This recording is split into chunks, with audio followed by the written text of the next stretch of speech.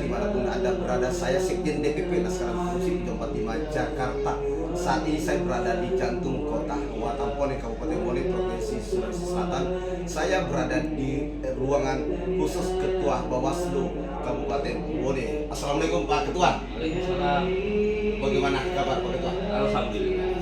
Saudara pemirsa, ketua yang di sebelah kanan saya ini adalah Bapak Alwi, sarjana ekonomi. Kami ingin berbincang eksklusif dengan beliau. Pak Ketua, baru saja kita melaksanakan Pilpres 2024. Tahapannya kami anggap belum berakhir karena belum pelantikan presiden. Tiba-tiba euforia begitu bergelora di Kabupaten Bone. Ada yang dianggap diduga melanggar kode etik di sebagai eksekutif atau ketua KPU. Tanggapan ketua Bawaslu? Ya, kalau tadi di Bawaslu ini kan dimulai dari adanya info viral, ya, info viral yang berkembang di media sosial. Dan pada saat itu, sore hari itu saya dapat informasi itu, dan kebetulan pada hari itu saya lagi mengikuti rapat di Bawaslu Provinsi Sulawesi Selatan, sehingga saya langsung mengontak koordinator divisi penanganan pelanggaran Bawaslu. Ini ada info viral, secepatnya kita jadikan sebagai informasi awal, dan setelah melakukan langkah antisipasi, langkah teknis, menyikapi informasi ini. Jadi informasi pada saat itu saya sampaikan kepada Ketua Penanganan Pelanggaran untuk segera melakukan penelusuran. Dari informasi yang berkembang itulah kita lakukan penelusuran. Hasilnya Pak Ketua? Ya, jadi ada proses penelusuran selama 3 hari. Full ini 3 hari? Ya, full. 3 hari full kita lakukan penelusuran mendatangi sumber-sumber yang kita anggap berkorelasi dengan informasi itu. Yang terkait itu pada rekaman video, ya, dan maupun bukti screenshot. Ya, yang beredar itu. Kita porsir sehingga pada saat itu kita sudah melakukan penelusuran maksimal dan kita lanjutkan dengan memanggil para pihak-pihak yang kita anggap ada pada bagian itu, melakukan klarifikasi kepada sejumlah 12 PPK ditambah dengan ada 1 jam yang lalu. Ya, kami melakukan pleno untuk menetapkan hasil atau kesimpulan daripada penelusuran yang kita lakukan, dan kami berpendapat di Bawaslu Kabupaten Bone bahwa terdapat dugaan pelanggaran kode etik yang dilakukan oleh Ketua KPU. Agar masyarakat Bone dan Sulawesi Selatan tahu Pak Ketua, kalau benar-benar nanti rekomendasinya sampai di KPP dianggap bukan pelanggaran itu, sanksinya kira-kira apa? Kalau karena itu sudah ruangnya masuk ke DKPP, ya, kami tidak kapasitas untuk melengkapi sanksinya. Tetapi pada intinya kami sudah menyimpulkan bahwa dari hasil penelusuran kita itu terdapat dugaan pelanggaran kode etik, dan insya Allah besok tim dari Bawaslu Kabupaten Bone sudah berangkat ke Jakarta untuk menyerahkan dokumen. Pak Ketua, kira-kira apa tidak mengganggu tahapan yang sebentar lagi bergulir namanya Pilkada serentak di Sulawesi Selatan dan seluruh Indonesia? Nah, sebenarnya kalau kita melihat dari sisi mengganggu dirinya, mungkin dari pandangan orang lain bahwa ada tahapan ya mengganggu. Jadi pada intinya kami di Bawaslu khususnya itu bagaimana memaksimalkan semua proses sesuai dengan jadwal dan tahapan yang berjalan, yang diatur oleh dan sesuai itu berjalan. Kira-kira Pak Ketua ini rekomendasinya hanya Ketua KPU atau semua komisioner? Kesimpulan tadi berdasarkan hasil pemeriksaan, hasil penelusuran, ini yang direkomendasi adanya dengan pelanggaran kode etik itu adalah Ketua. Hanya Ketua? Oh, jadi dilokalisir hanya Ketua? Ya. Berarti kalau Ketua misalnya tiba-tiba diputuskan DKPP karena bagaimanapun karena sebentar lagi nih bergulir Pilkada serentak, berarti tidak terlalu menghambat karena satu bisa nanti misalnya mekanismenya katakanlah tiba-tiba di KPP menjatuhkan bahwa dipecat, apakah langsung ada pergantian komisioner yang ada atau pemilihan? Bagaimana mekanismenya supaya masyarakat tahu? Ya, sebenarnya itu kan teknisnya ada pada KPU, lembaga KPU, ya. Bagaimana ketika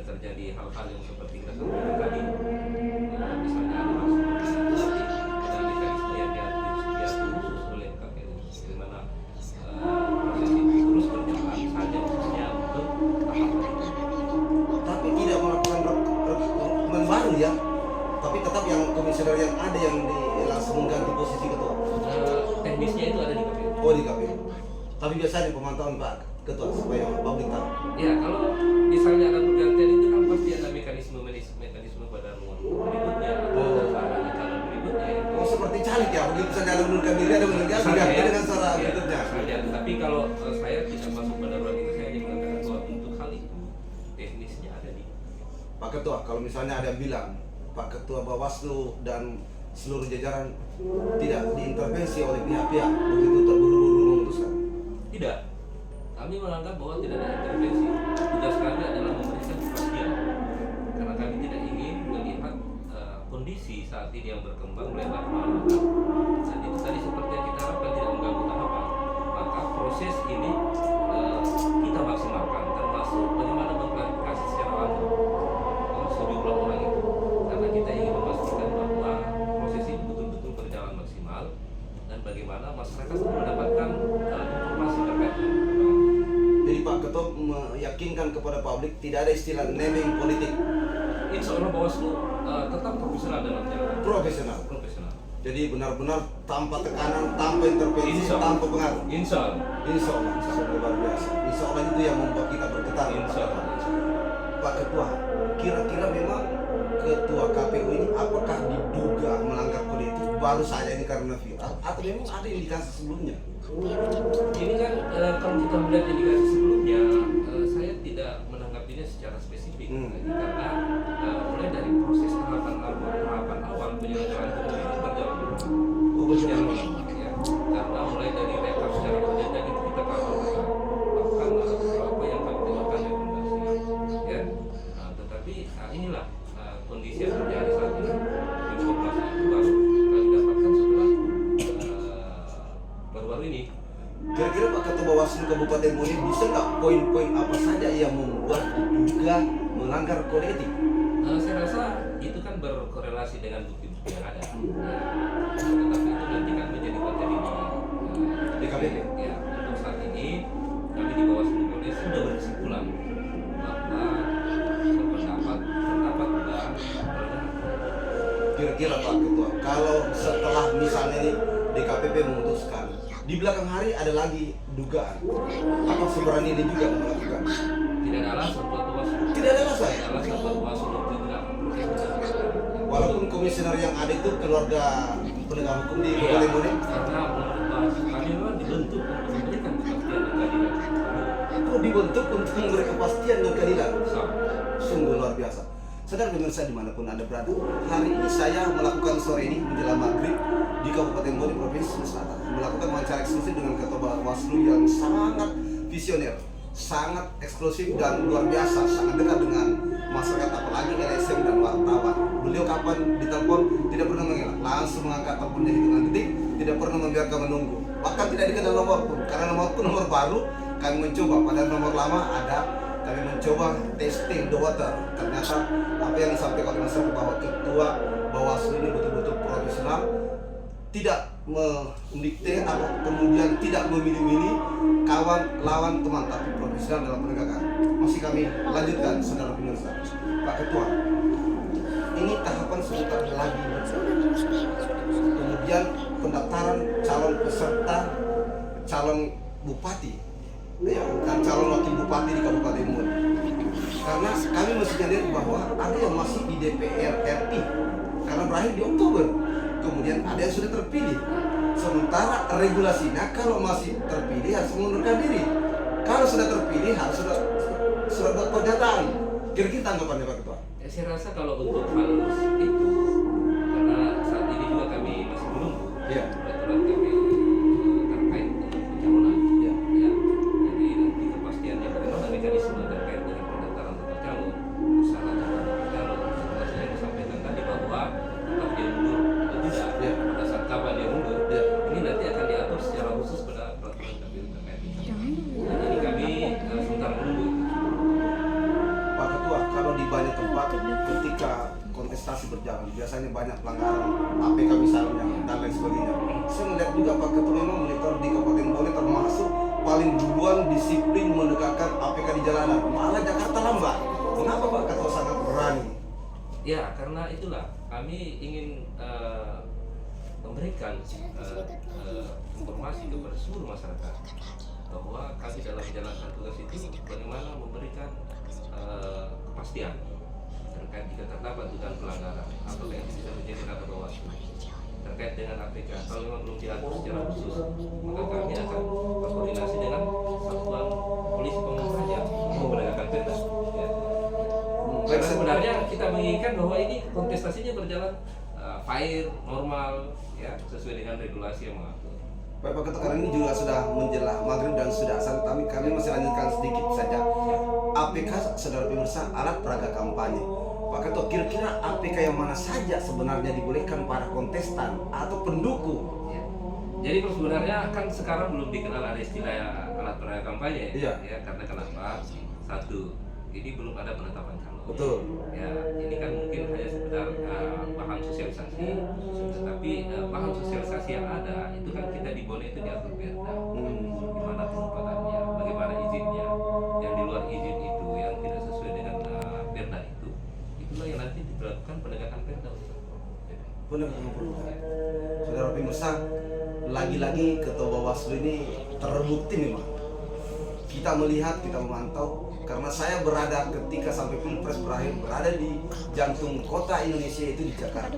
Tapi yang pertama kami monitor, yang berani mencoba di jalan biru, jalan protokolnya Kabupaten Bone itu Bawaslu bersama Satpol PP ya. Beliau tidak ada rasa ragu untuk mencabut karena itu adalah tempat pelanggaran. Terakhir Pak Ketua, jadi kalau regulasi pendaftaran bahwa orang yang masih dulu di DPR RI atau terpilih sebagai DPRD atau bahkan penjabat bupati kan disyaratkan 4 bulan sebelumnya wajib mundur. Ya. Dan memang itu harus ditegakkan Pak Ketua. Iya. Kalau kami tetap berprinsip pada itu. Aturan yang mengatur bagaimana proses pelaksanaannya. Kami memastikan semua proses pelaksanaan itu berjalan baik secara administrasi maupun dalam pelaksanaan teknisnya. Ya. Sambil menunggu regulasi yang terbaru yang mengatur. Jadi pada prinsipnya kami di Bawaslu bagaimana menegakkan aturan yang sudah ditetapkan. Terakhir, dan sedikit nyeleneh, Pak Ketua nggak ada deal lobby-lobby dengan pejabat yang ada di Bone. Insya Allah kami berjalan lurus. Kami menjaga marwah lembaga kami. Insya Allah menjaga diri dan keluarga. Baik saudara pemirsa dimanapun ada berada, ini sebagai akhir dari wawancara eksklusif kami dengan Ketua Bawaslu Kabupaten Bone Provinsi Sulawesi Selatan Bapak Alwi Sarjana Ekonomi. Beliau adalah tegak lurus sesuai dengan aturan, sesuai dengan undang-undang, sesuai dengan peraturan daerah, sesuai dengan mekanisme yang ada di Bawaslu, baik dari Bawaslu RI sampai di Bawaslu Kabupaten Bone dan peraturan daerah Kabupaten Bone. Kita salut, kita apresiasi, kita dukung dan kita jaga, kita hormati, kita lindungi Ketua Bawaslu kita ini yang cakep, orangnya sangat baik dengan wartawan, sangat baik dengan LSM, sangat baik dengan masyarakat, tidak memilih-milih siapa kawan siapa lawan, tapi begitu bersalah mau kawan mau lawan sikat demi penegakan hukum. Bila itu hidayah, saya Sekjen DPP sekarang di Kursi 45 Jakarta mereportase wawancara eksklusif di Kabupaten Bone di ruangan Ketua Bawaslu. Assalamualaikum Pak Ketua. Waalaikumsalam.